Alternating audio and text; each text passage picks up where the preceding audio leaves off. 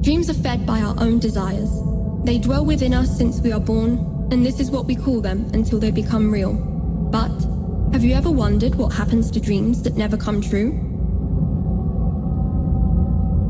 Prieto awoke in the same spot again. His memories vanished at dawn. There was little excitement behind circus walls. Wandering nor here nor there whilst picking gypsophilas was often the main source of entertainment. Just as every night, Prieto had the recurrent feeling that the strange beings and pantomimes that inhabited the orb were somewhat unlike him.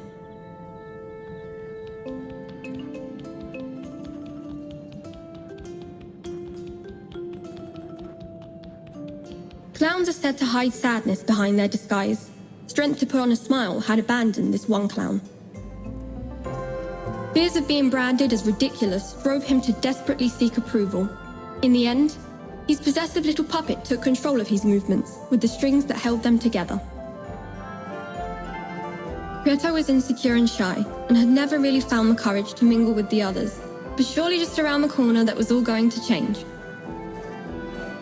Looking at the clown, Prieto came to realize that there was something he wanted to say, but the puppet wouldn't let him.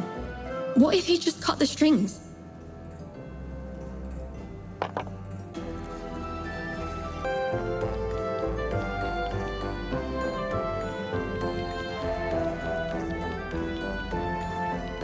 Prieto felt that the rest of the beings in the circus weren't like him. The strange beings in the circus would do the same thing night after night, like clockwork. The more he stared at them, the more out of place Prieto felt. While Prieto pondered over how to free the clown, he encountered greasy, obese Gran Mac, who, as he usually did, was milking his poor skinny cow. Greed is a bottomless pit, a never-ending effort which never provides true satisfaction, and Gran Mac was the epitome of a greedy soul. He found utmost joy in storing all kinds of objects, for they were his most cherished treasure. He boasted to others about them and took displeasure in seeing them touched by hands that were not his own.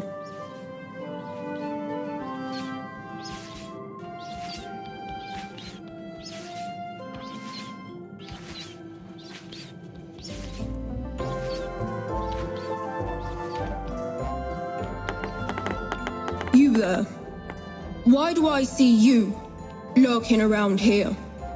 Look at the mess you've made, Spat Gran Mac. Prieto, a little scared, dared not move. You are jealous of my wealth, are you not? Said Gran Mac. Prieto timidly glanced at Gran Mac's prized possessions. An old pair of scissors caught his eye. Two colleagues walk into a beat, big round eyes, and long feet, said Gran Mac. Prieto, eyes fixed on the scissors, did not utter a word. In view of this, Gran Mac said, Are you dumb, or you just cannot talk? Do you like my scissors? If you want them, you will have to give me something precious in return. Round like a saucer, unaffected by blows, and relentless bouncer.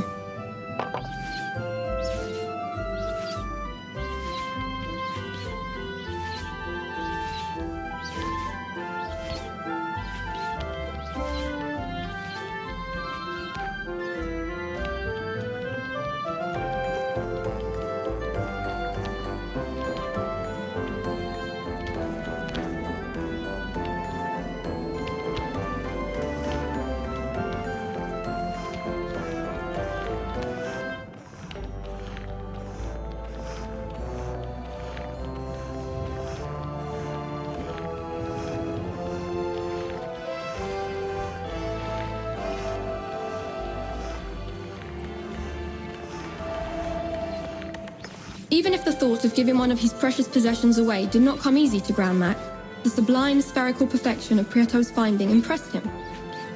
After some hesitation, Gran Mac decided on offering a truce. So it seems that you were not so dumb after all. You may have the scissors in exchange for the ball, he said. Silence is a hard argument to refute, and Prieto remained tight-lipped. Grand Mac handed over his precious scissors to Prieto, and then admired his newly acquired orbicular treasure.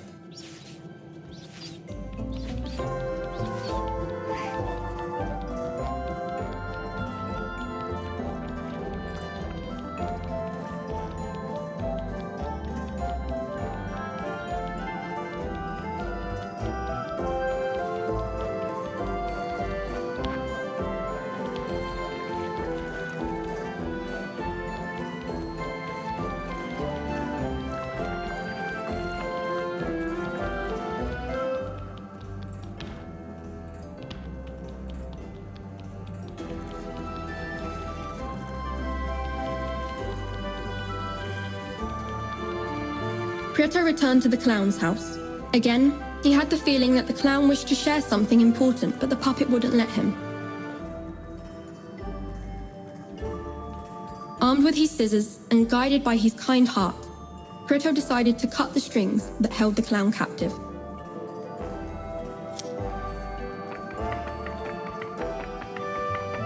When he did, an enraged puppet stormed out of the circus walls, huffing in anger and leaving the door open while shouting, "Do not call it quits!" Unshackled from the puppet strings, the clown broke his silence and warily said to Prieto, "Once, a long time ago, I was just like you. I too was full of hope. But, over time, I became infected with laziness and neglect, and soon ended up trapped in my own misery. I wholeheartedly appreciate what you've done. I fear it is too late for me, but you still have time to leave this place. It is said that beyond the circus walls, within the great volcano, lies the well of truth.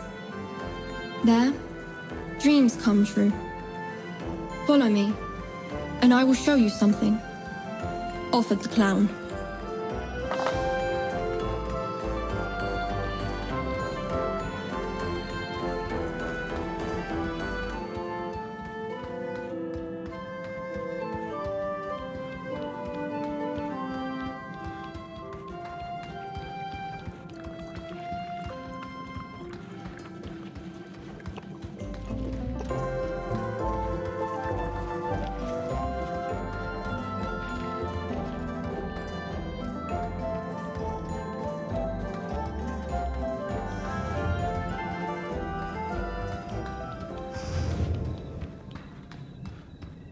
Prieto followed the clown up to the gate, and once there, the clown said, "I have been watching you closely, night after night, and I believe you still have not learnt how to keep your memories at sunrise. Do you see that circular stone on the floor? It is a memory stone. There are many of them spread out throughout the orb. If you place yourself on top of one at dawn, time will begin to accelerate. Try it for yourself, and you will slowly see that when the sun rises, you will no longer feel lethargic, nor will your memory fail you."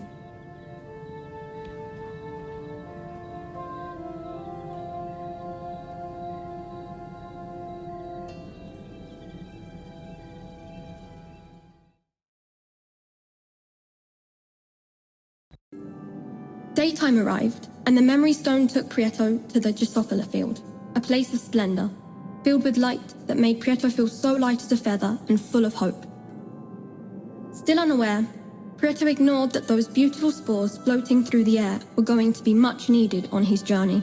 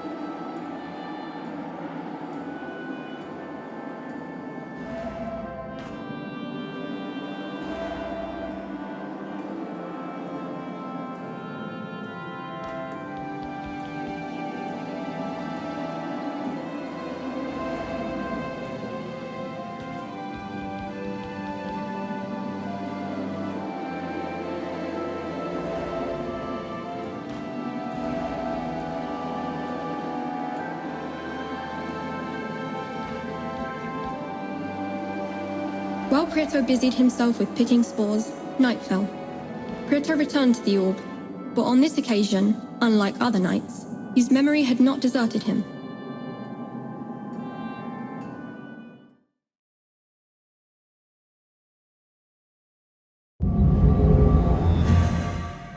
The clown stood next to the memory stone and, determined to help Prieto, remarked, "I see you have not been idle in the gypsophila field. You have handpicked quite a few spores. Do you remember the bright flowers that grow on the circus walls? They are called gypsophilas. These flowers give you hope and make you be seen. If you cease to pick these flowers for a while, you will become invisible and will vanish into thin air until night falls again. Although flowers only grow naturally behind the circus walls, it is possible to plant them elsewhere. Come with me," said an enthused clown on their way to the gates of the stonewood.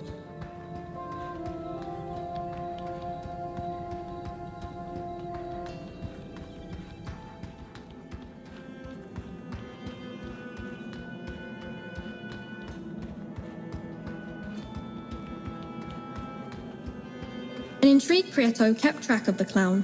Once inside the wood, the clown said, "Here, this here is the ideal spot to plant the spores you pick. You will soon see how quickly flowers full of hope bloom." Prieto did as he was told and planted a spore. In no time at all, bright flowers sprung up from the soil. The clown, full of excitement as he had once been before, said to Prieto, "If you so desire to explore the orb, you ought to learn how to administer the spores correctly. I have marked out specific areas of the wood that are suitable for cultivation. If you plant seeds in these areas, you should be able to visit the flank. They tend to contradict themselves a fair bit, but the truth of the matter is, they hold many secrets regarding the orb. Not far from where they live lies a big stone heart. It is said to hold a secret within."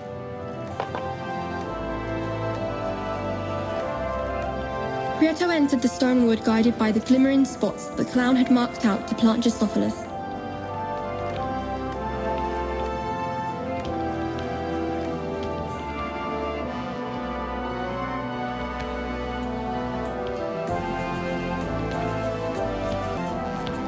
Prieto needed gypsophila so as not to become invisible. Prieto planted a spore, and it instantly grew into a plant. When he picked it from the ground, he noticed a renewed sense of hope from within, which spurred him onwards.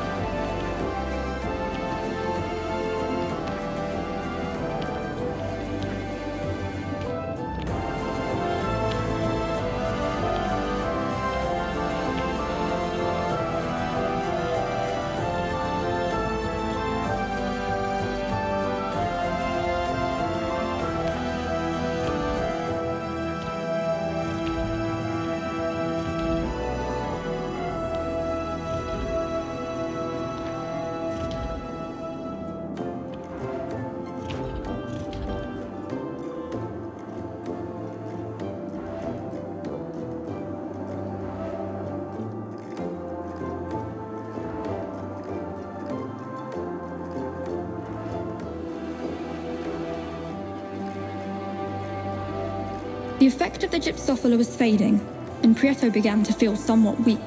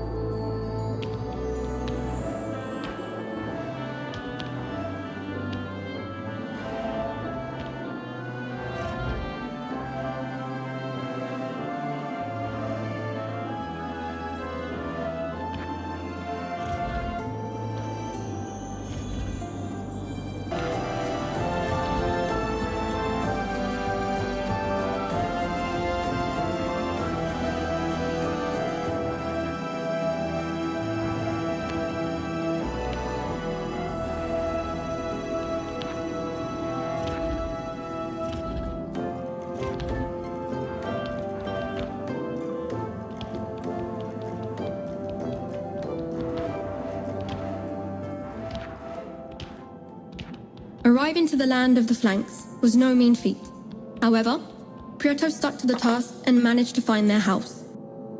Prieto approached the flanks, who showed no sign of surprise at his presence. "The face is a mirror of the soul," said one. "Looks can be deceiving," added the other. Prieto stood totally still and wondered whether or not the flanks were talking about him. "The confusion is crystal clear," affirmed the mouthless flank. "He must be the clown's friend," said the smirking flank straight away. "The hardest thing about having many friends is to know which ones you can call true," added the mouthless flank. "I wonder what he's after," one flank said. "Curiosity killed the cat," said the other. "But cats have 7 lives, you know," added the first. "Maybe it's love he seeks," said one of the flanks. "Eternal love lasts only so long," added another. "I love you not, you love me. I love you not, you love me. I love you not, you love me. I love you not, you love me. I love you not, you love me. I love you not, you love me," the flanks chanted repeatedly. Prieto was clearly starting to tire of the conversation. Love was in the air, and Prieto was beginning to choke. He decided the best thing would be to leave the flanks as they were and continue to search for the big stone heart that the clown had spoken of.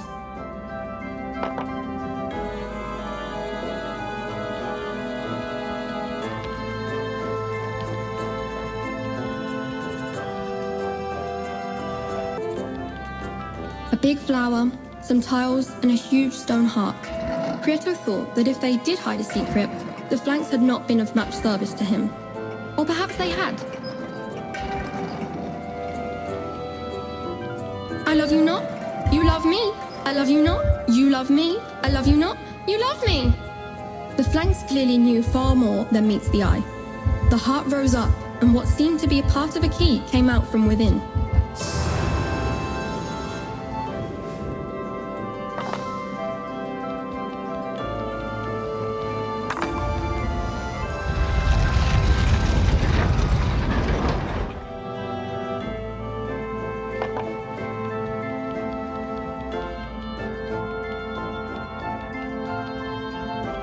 Prieto left the stonewood as dawn was fast approaching.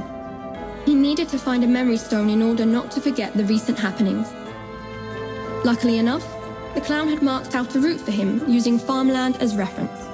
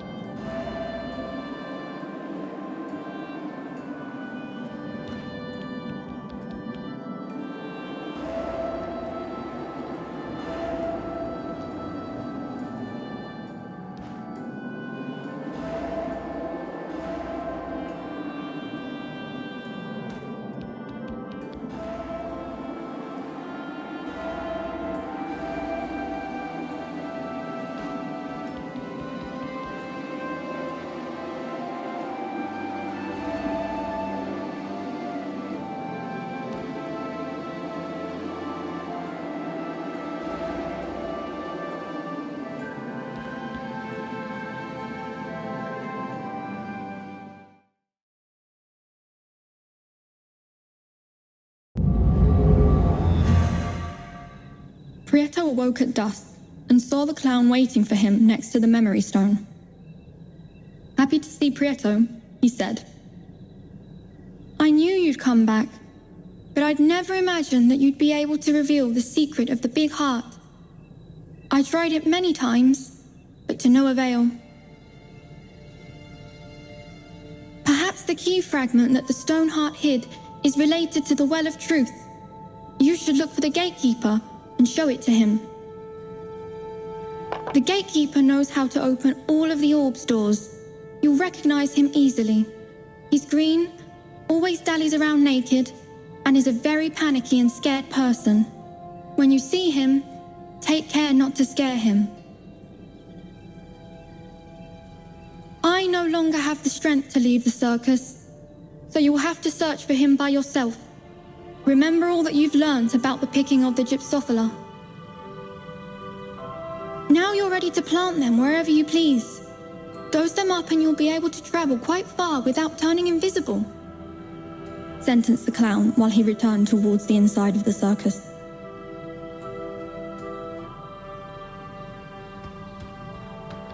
Prieto listened to the clown and parted in search of the gatekeeper.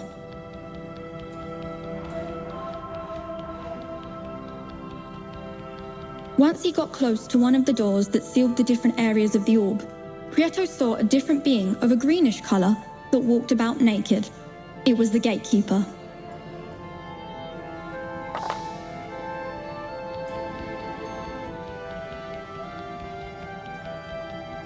Prieto rapidly chased after the gatekeeper, but he, who was quite the scaredy cat, ran away hurriedly after seeing someone getting close to him so fast.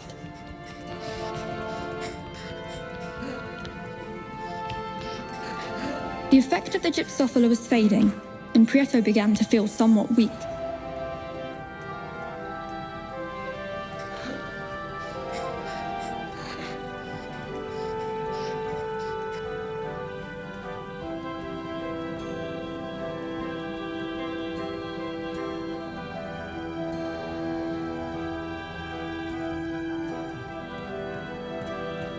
Prieto was able to not frighten the gatekeeper by walking slowly towards him. "What a fright! I thought you was one of the devourers of souls," said the gatekeeper. Prieto trembled at the thought of a devourer of souls and asked himself what the gatekeeper meant by that. The gatekeeper, who saw the grimace on Prieto's face, told him, "Have you never seen a devourer of souls? There are many behind this door, but only I know how to open it." Prieto wasn't excited to meet the devourers of souls, but knew that if he wanted to explore the orb and find the well of truth, he needed to open the door, even if the gatekeeper wasn't willing.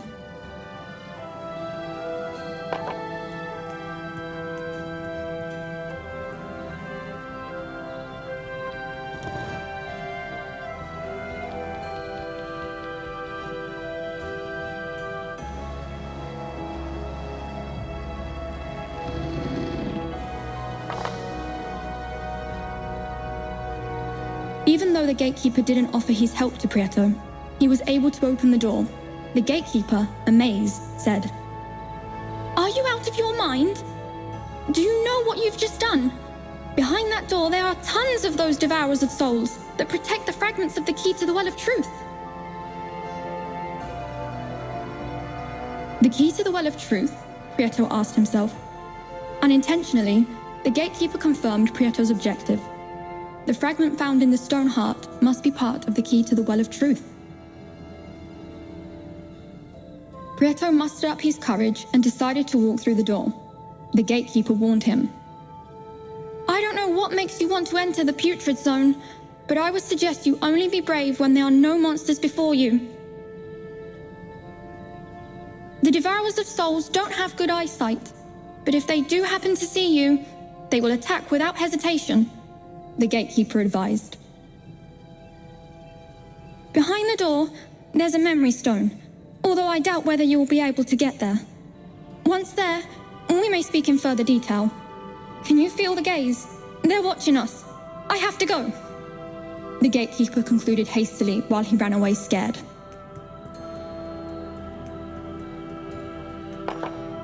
Prieto needed gypsophila so as not to become invisible.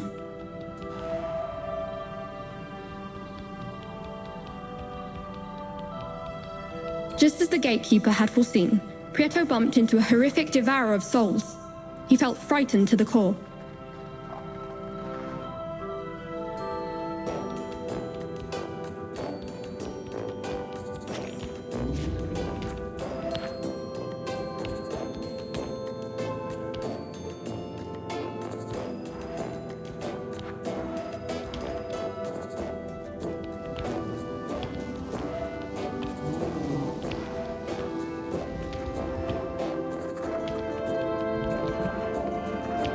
The effect of the gypsophila was fading, and Prieto began to feel somewhat weak.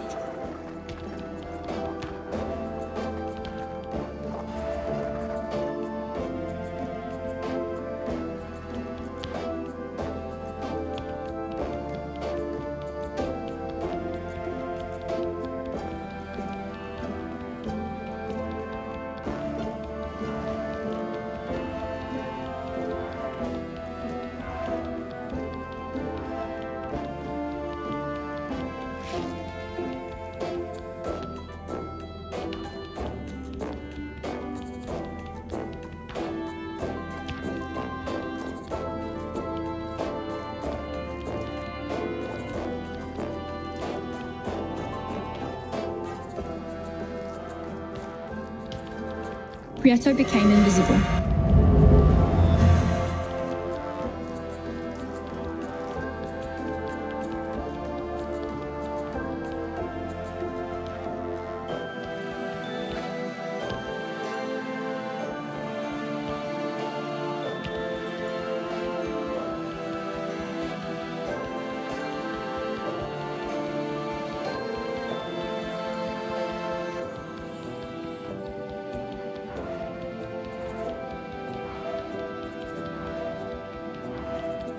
Prieto found a door made of barbecue ribs. On the floor were 4 buttons. Would the gatekeeper be waiting behind it? First, he would need to figure out how to go through it.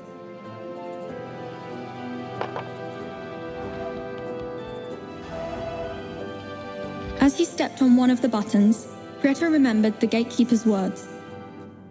"If you wish to cross, use the meatballs wisely."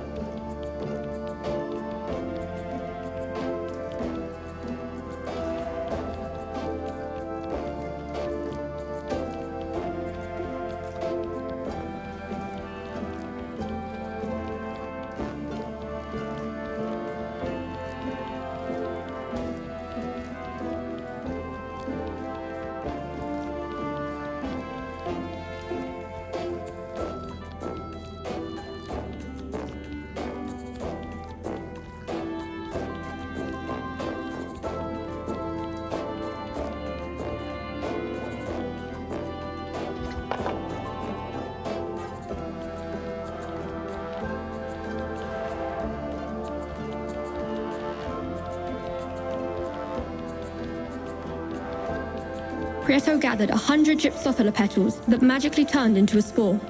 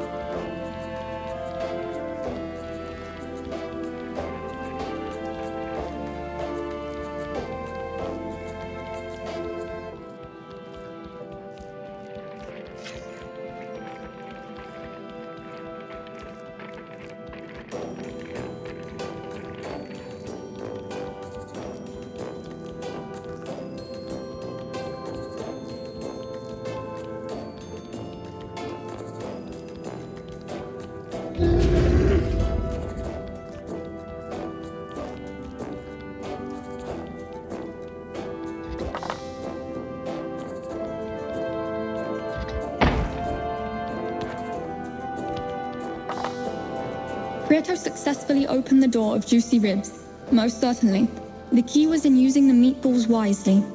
Behind the door, the gatekeeper, true to his word, waited patiently. Upon seeing Prieto, the gatekeeper said, "I see you don't give up easily. Someone said you always get somewhere if you keep walking. If I were you, I'd stop walking. But I fear that you will not heed my word. What you opened is one of the 2 doors that grant access to every place in the orb. The Sea of Doubts, the Putrid Zone, the Nothingness, and the Wolf's Mouth hide fragments of the key to the Well of Truth, and therefore are infested with devourers of souls. If you want to make it out alive, it won't suffice just by planting gypsophilas to keep you visible. You must also learn how to channel all of your hopes at once. That way, you'll be able to move much faster and use your invisibility to avoid any dangers. Try it out."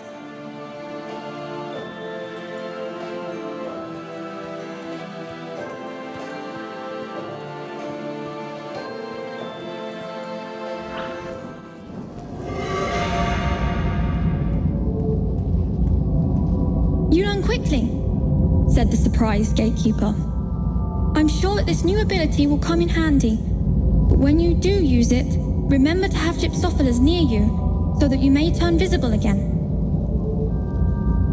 "Now I must leave," the gatekeeper said.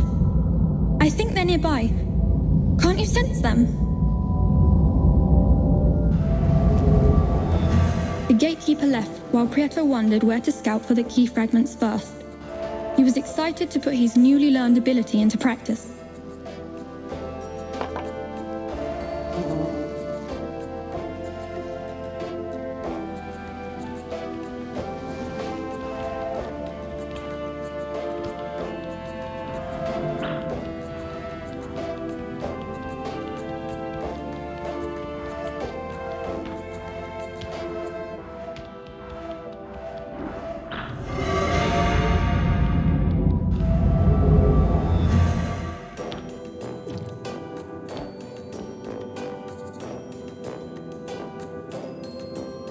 Prieto pressed a button and an enormous pizza slice fell from the sky. Prieto, intrigued, asked himself if that pizza slice was somehow related to the key fragment that, according to the gatekeeper, was hidden in this place.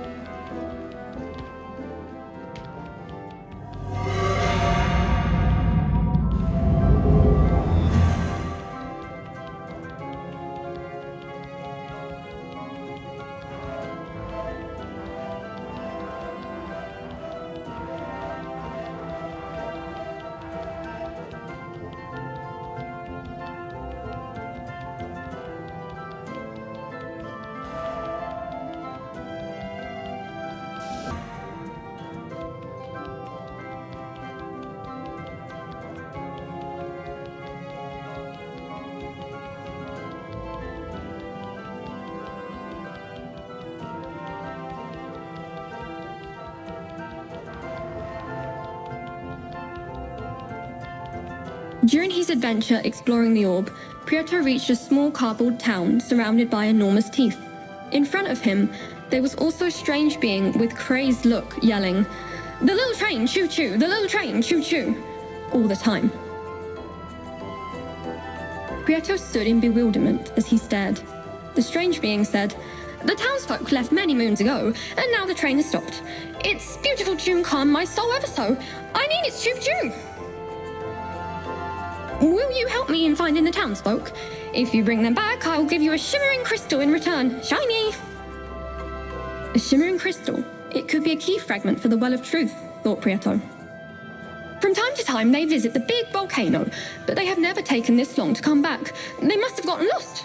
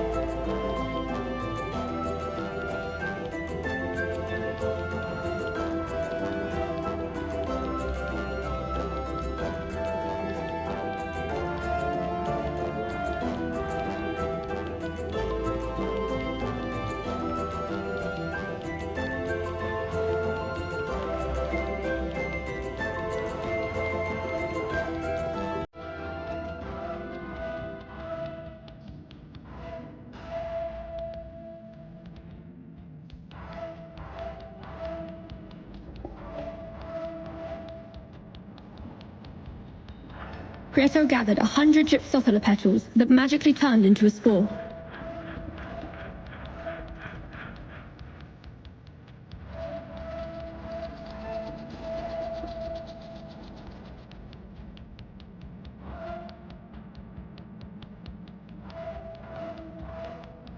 While Prieto was exploring the foot of the volcano, he found a group of tiny cardboard people that seemed quite lost. When they saw Prieto, they all rejoiced. They were without a doubt the lost townsfolk. When Prieto began to walk, the tiny people followed. Would Prieto manage to guide them back to the town?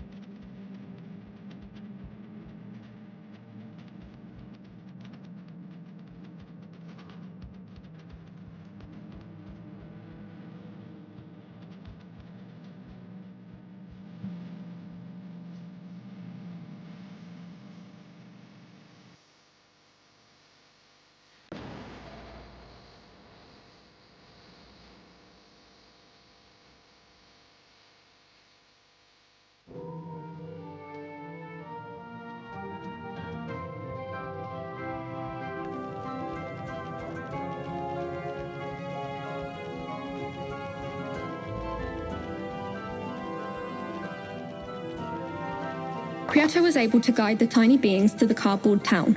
When the strange beings saw them, he shook with excitement. Choo-choo! Choo-choo!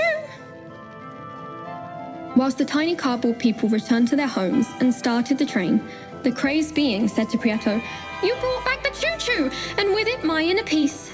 Here, as promised, the shiny crystal." Prieto took the crystal happily, but he noticed that it wasn't a key fragment for the Well of Truth. It was a crystal that looked like the eye of an animal. What purpose could it serve?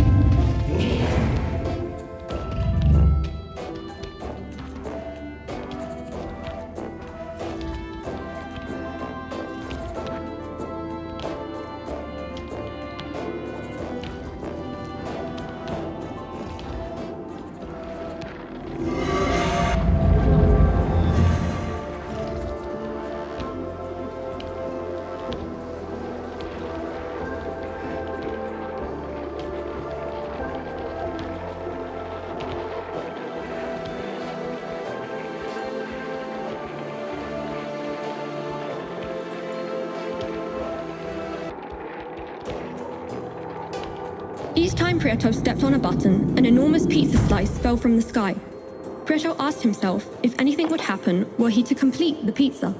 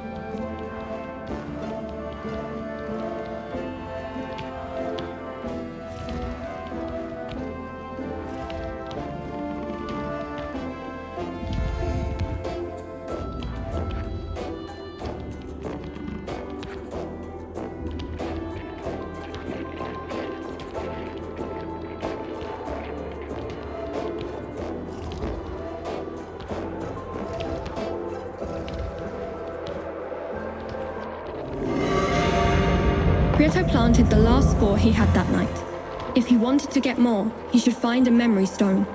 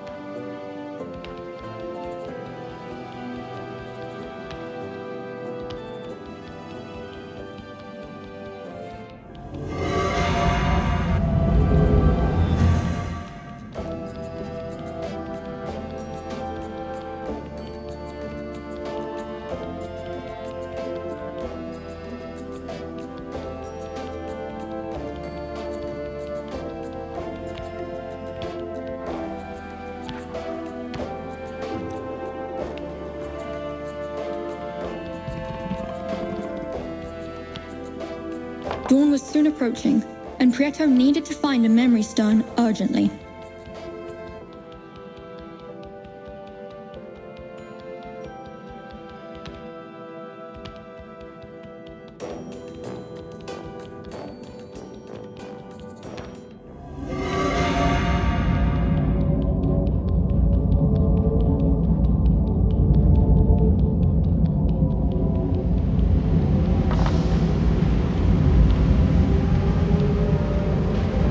Dawn was very close.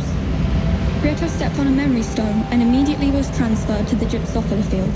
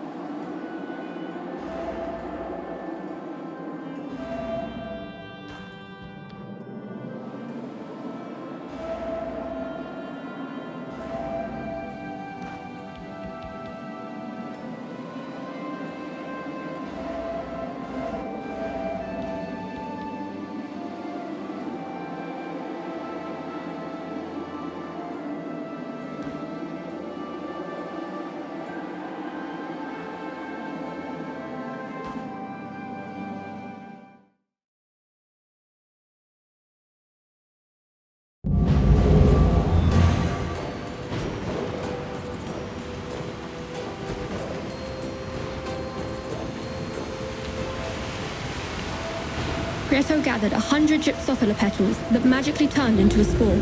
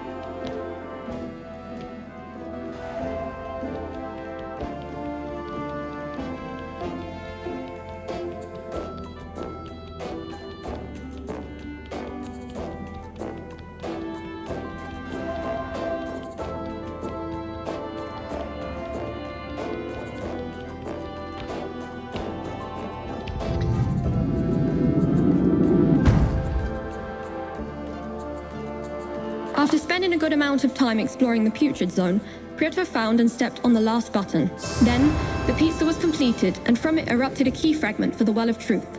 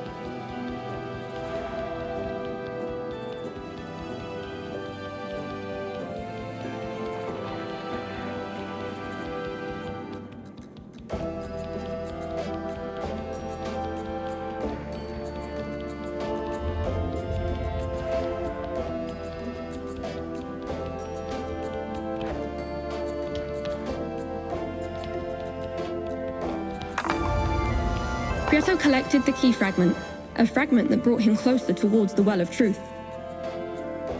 Would it be as he was told, that his dreams would all come true there? Thought Prieto. If he wanted to find out, he would have to find the rest of the key fragments.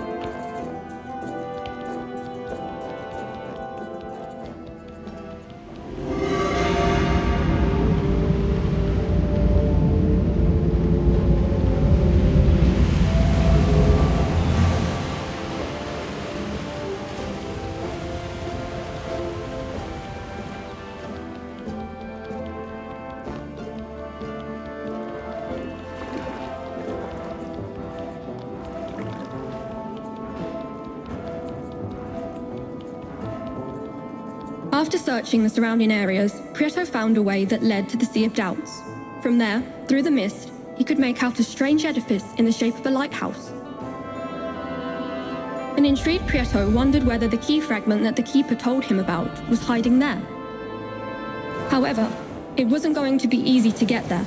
The water stank of death, the devourers of souls were everywhere, and, what's more, giant tentacles rose from the depths.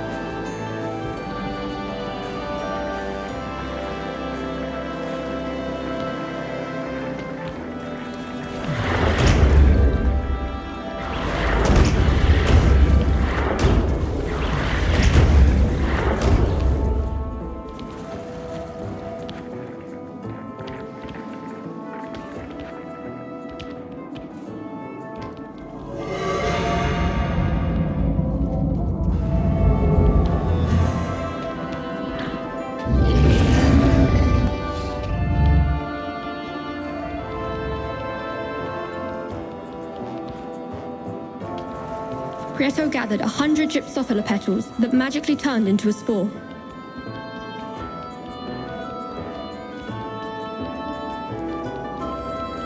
While exploring the Sea of Doubts, Prieto found a huge machine. What on earth was it for? When he stepped on the button, the machine started with sounding boom, and a pipe began to pump out pungent water, but the tide of water swirled back to the Sea of Doubts.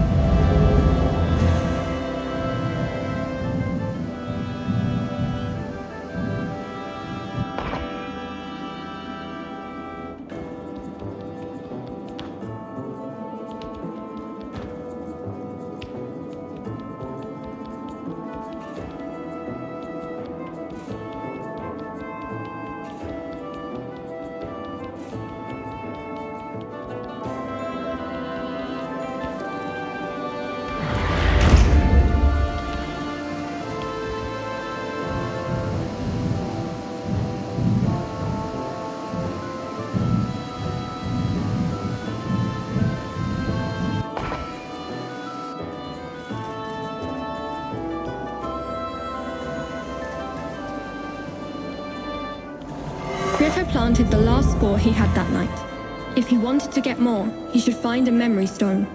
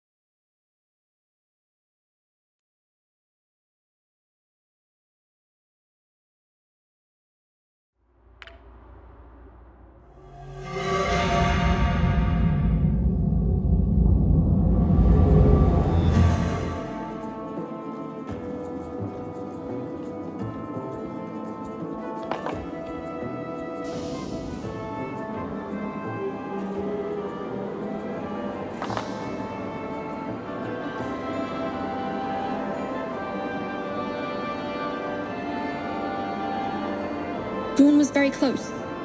Prieto stepped on a memory stone and immediately was transferred to the gypsophila field.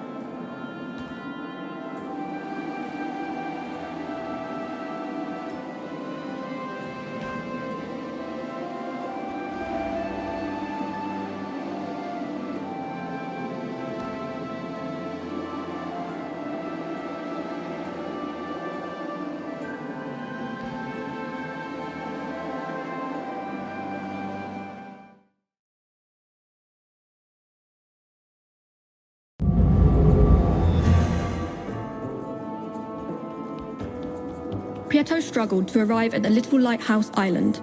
There sat the lighthouse keeper, a sad man that could only stare at his feet. He murmured, "What will you steal from me now? I have nothing. Your friend the puppet took the light away from me." Prieto shook his head, and the lighthouse keeper said, "Aren't you the puppet's friend? He came by a few nights ago, stole the light, and threw it into the sea. Now there's nothing but doubts and darkness." Prieto thought it better to turn on a light than to curse the darkness, even though it was obviously not an option to swim into the sea of doubts. Perhaps if he were able to empty it, he'd be able to find the light.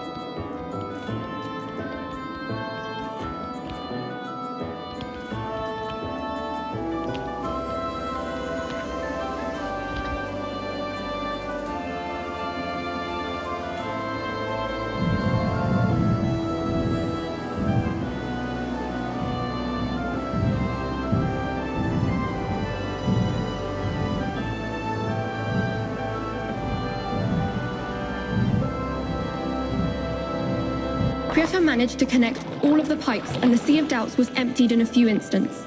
Was the light going to be found there?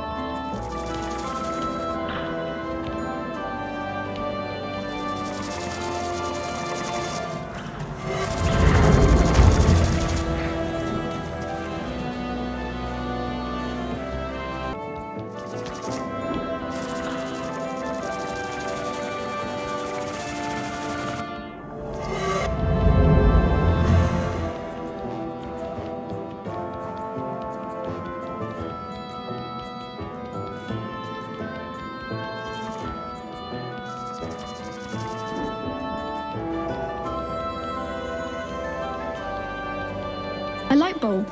Perhaps this was what the lighthouse keeper was referring to, thought Prieto.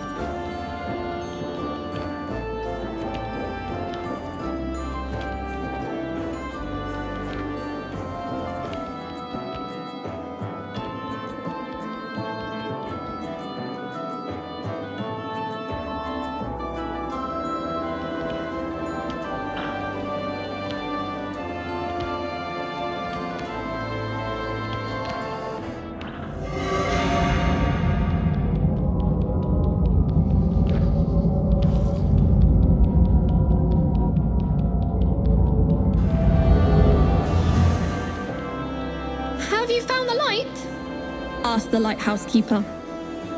Prieto nodded, and the lighthouse keeper said, "Bring it to the lighthouse. Its light will guide us through the darkness."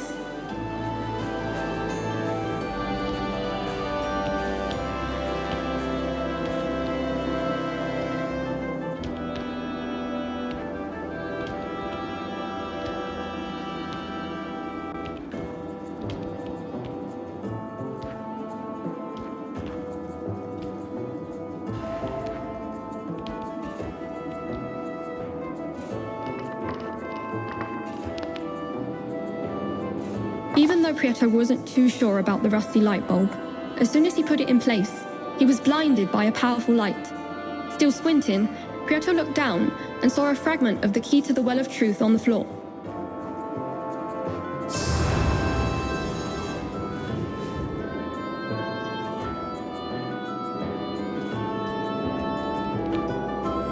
Never stop shining because some people are bothered by the light, the lighthouse keeper thanked Prieto.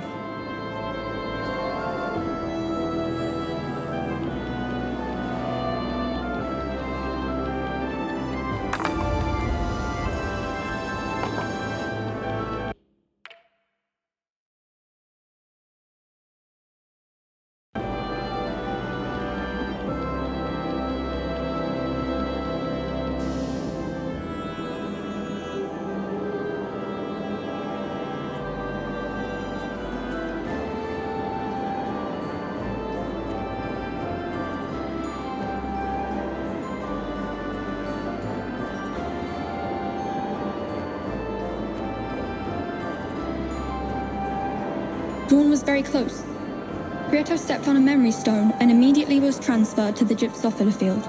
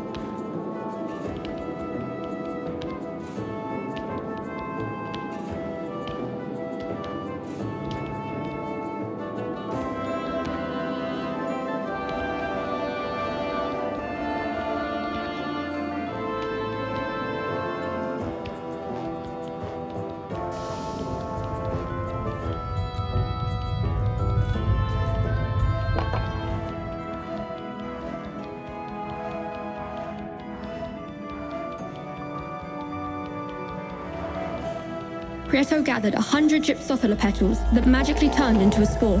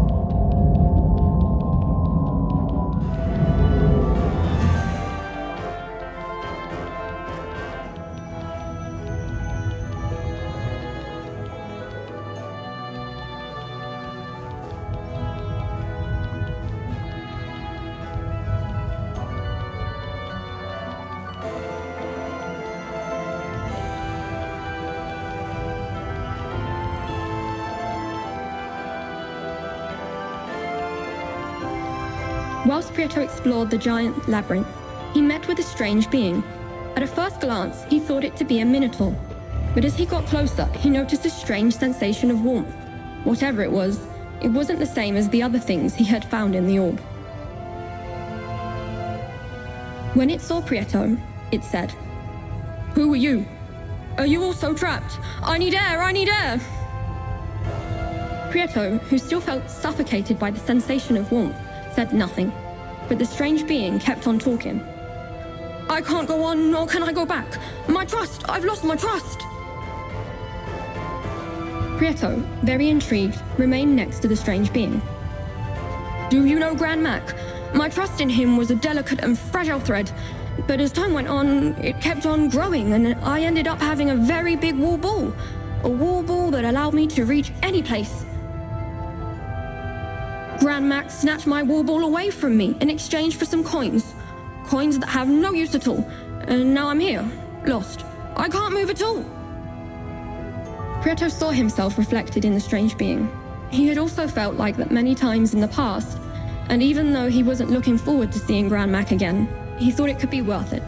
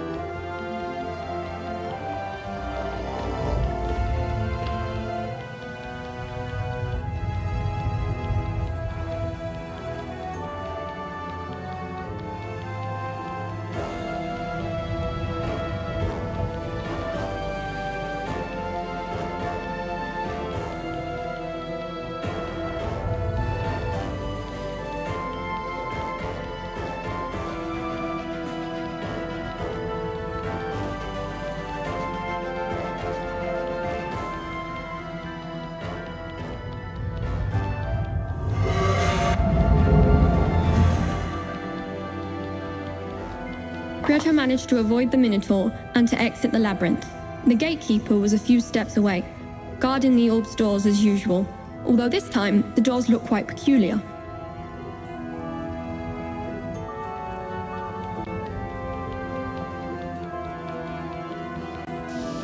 Prieto rapidly chased after the gatekeeper, but he, who was quite the scaredy cat, ran away hurriedly after seeing someone getting close to him so fast. Prieto approached the gatekeeper silently, and when he saw him, he said, "Oh, what a fright! I thought you were one of the Devourers of Souls. What are you looking for here? Through these doors you will reach the wolf's mouth and nothingness, and even though I like you, I can't help you cross them."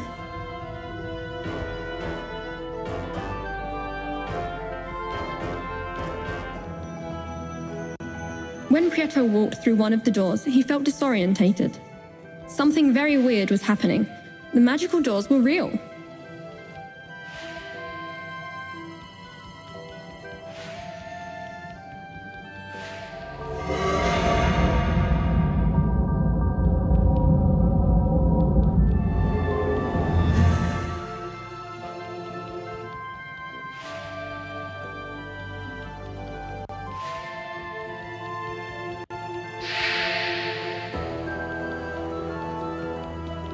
Prieto reached the other side of the magical doors, and there stood the gatekeeper again, who said, "It will never cease to amaze me how stubborn you are.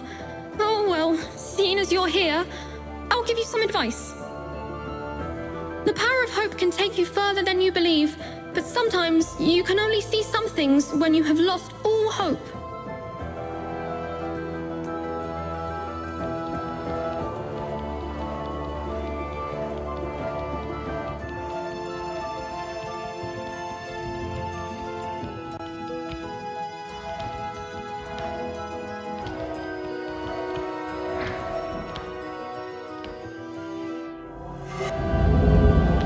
Prieto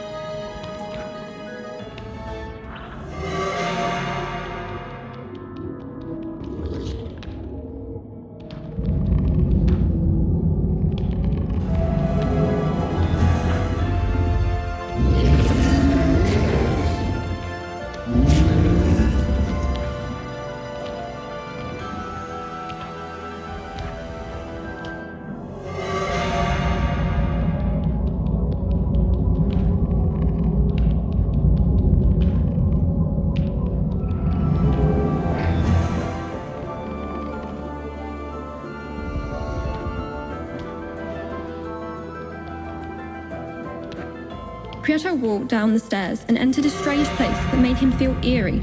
It was as if 1,000 stairs were glaring through him.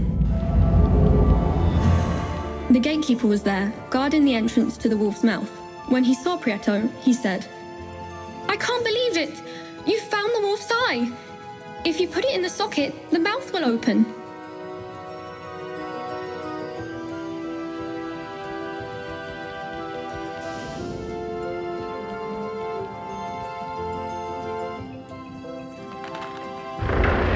Prieto slid the eye into the socket, and the rusted gears from the wolf's mouth began to move, and so the big mouth opened. My word! I don't want to get anywhere near there, said the gatekeeper as he hurried off.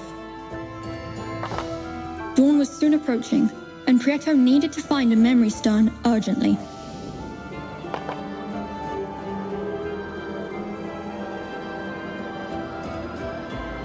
Dawn was very close. Prieto stepped on a memory stone and immediately was transferred to the gypsophila field.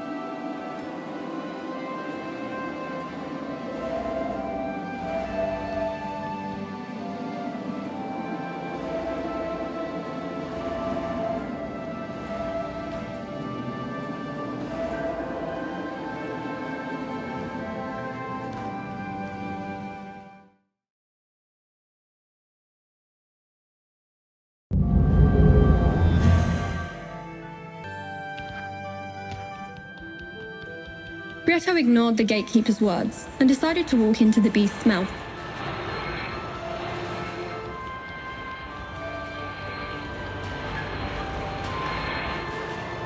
After avoiding many of the spinning devourers of souls, Prieto found huge metal plates blocking his path.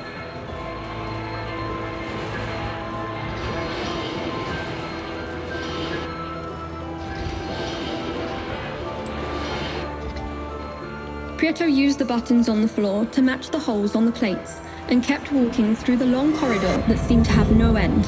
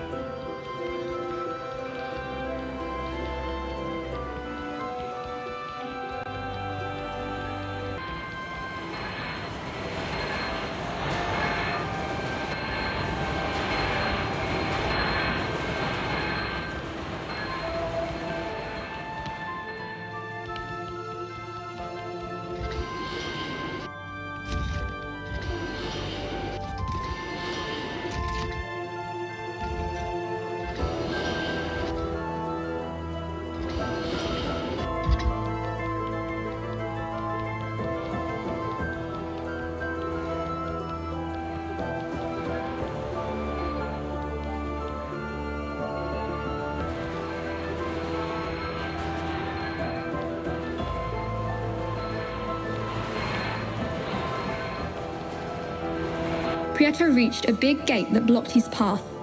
It was different to the metal plates that he had found on his path previously, and there were now many buttons on the floor. If he wanted to advance, he would need to be very observant.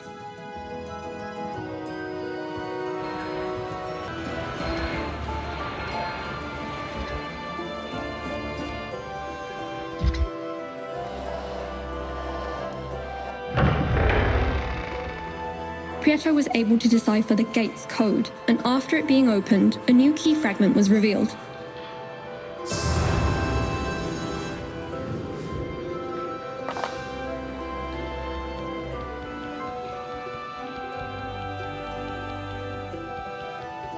Prieto merrily retrieved the fragment and continued with his adventure.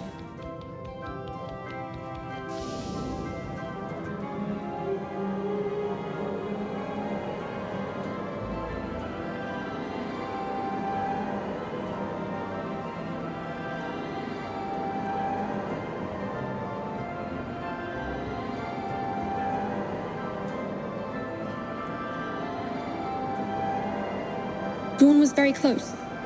Prieto stepped on a memory stone and immediately was transferred to the gypsophila field.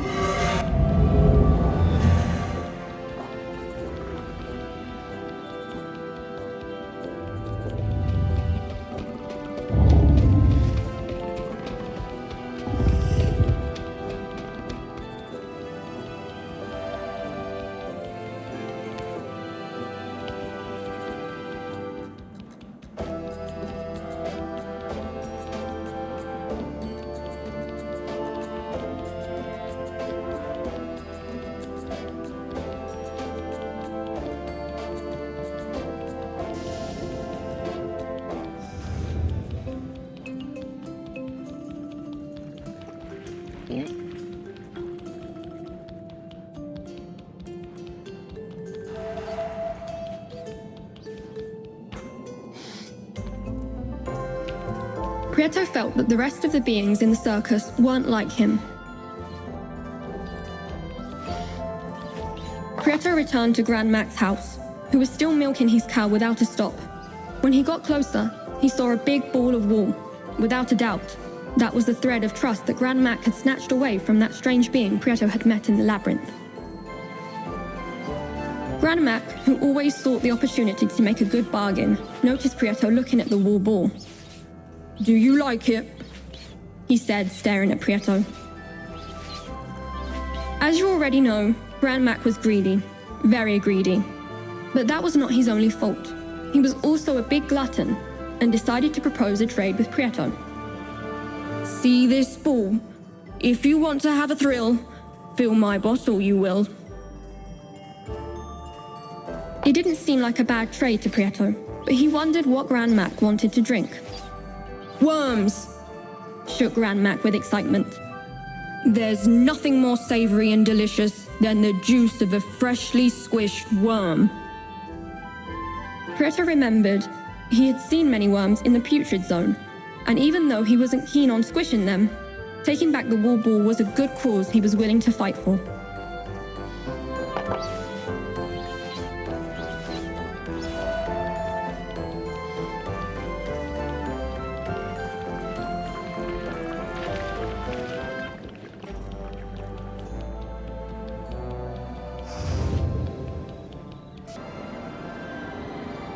Dawn was very close. Prieto stepped on a memory stone and immediately was transferred to the gypsophila field.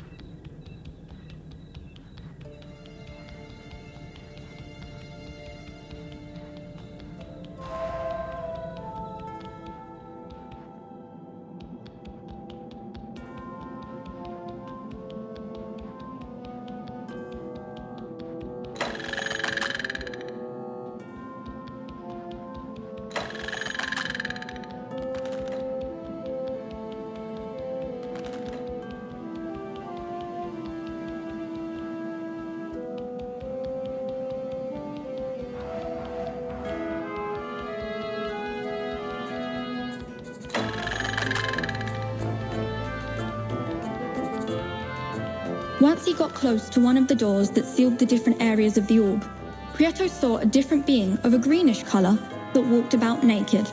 It was the gatekeeper. Prieto rapidly chased after the gatekeeper, but he, who was quite the scaredy cat, ran away hurriedly after seeing someone getting close to him so fast. Prieto came across the gatekeeper again. Upon seeing him, the gatekeeper said, "You gave me a start. Ever since you opened the door to the putrid zone, the devourers of souls are gaining more territory and across the entire orb. But I see that my advice to evade them has helped you. Did you find what you were looking for in the putrid zone? This door leads to the Sea of Doubts, a damp place that is also infested with devourers of souls, the gatekeeper warned.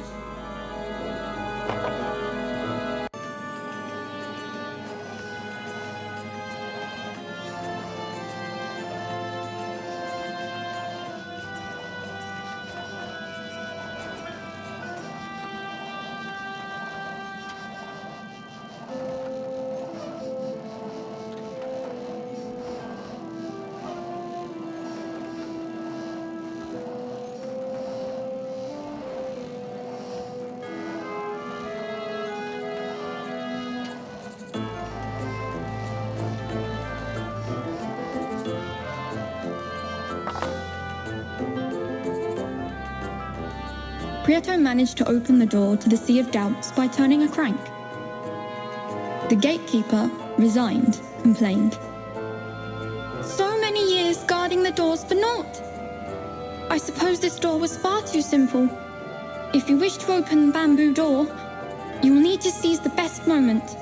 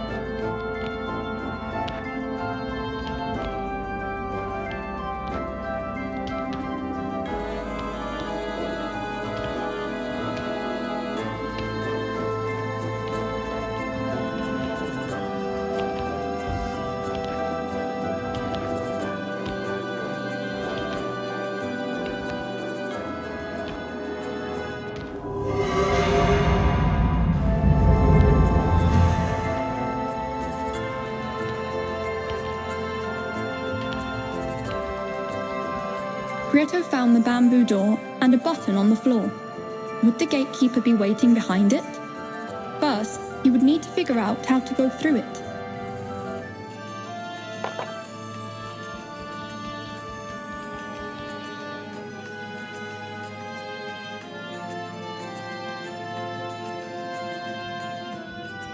As he stepped on the button, Prieto remembered the gatekeeper's words. You'll need to seize the best moment to cross the bamboo door.